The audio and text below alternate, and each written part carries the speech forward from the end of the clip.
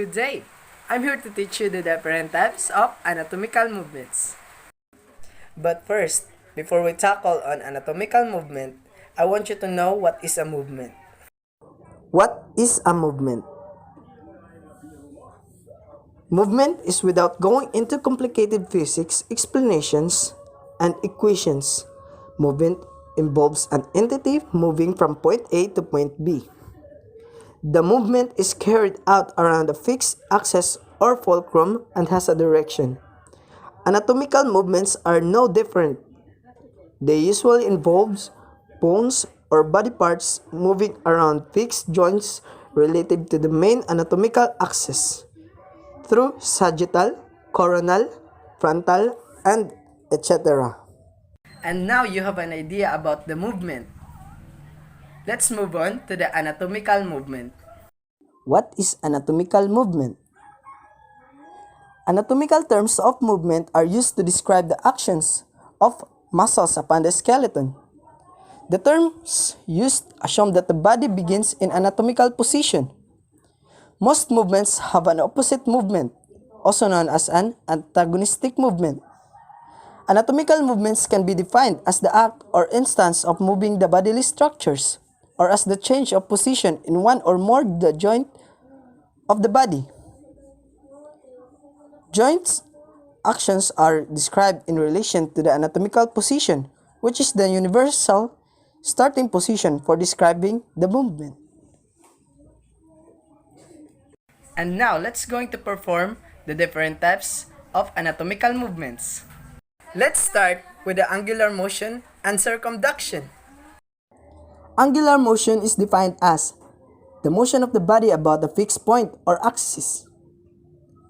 It is equal to the angle passed over at the point or axis by a line drawn to the body.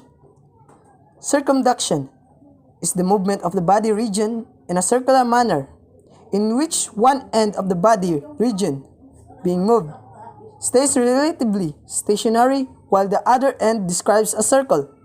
It involves the sequential combination or flexion, adduction, extension, and abduction at a joint. Let's start with abduction. Abduction is the movement from the limbs away from the midline, while the adduction is the opposite from the abduction.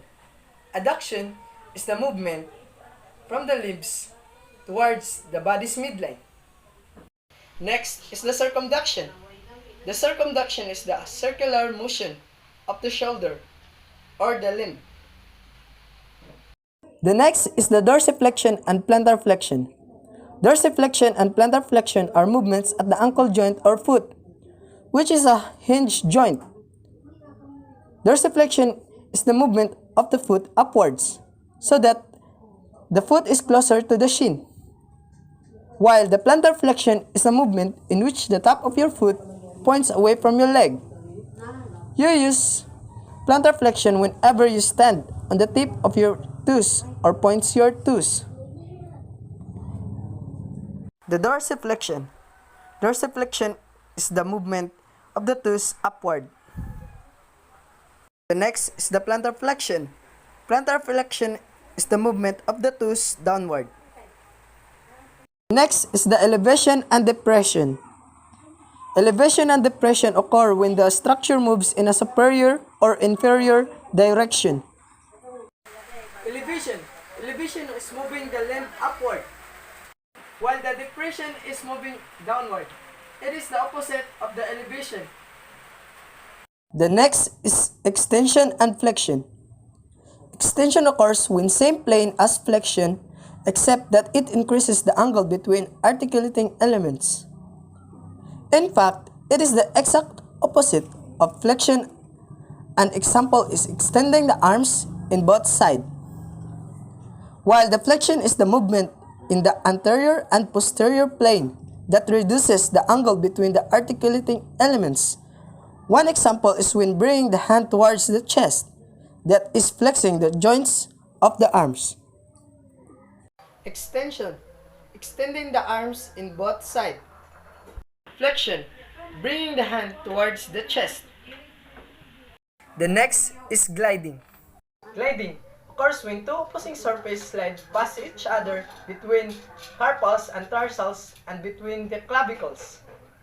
Opposition is a special movement of thumb in which enables it to grasp and hold an object.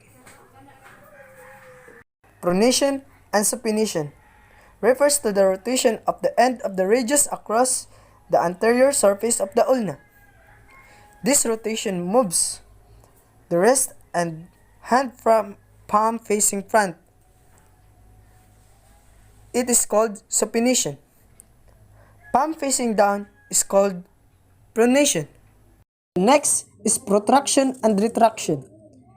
Protraction is the moving part of the body anteriorly and in horizontal plane.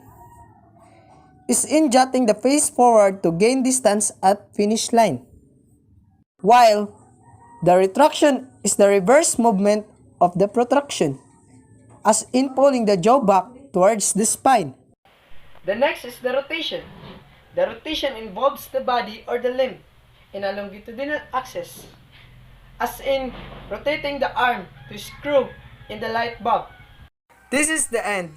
Hope you like it and gain more knowledge about this video.